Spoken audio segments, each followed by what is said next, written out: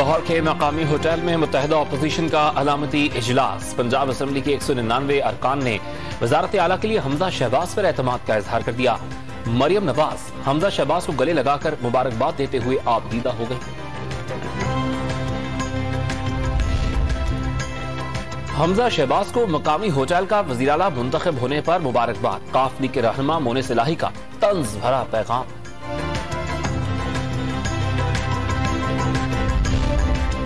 जहांगीर खान तरीन और अलीम खान ग्रुप के अरकान भी बसों में बैठकर अपोजिशन अरकान के हमरा होटल पहुंचे।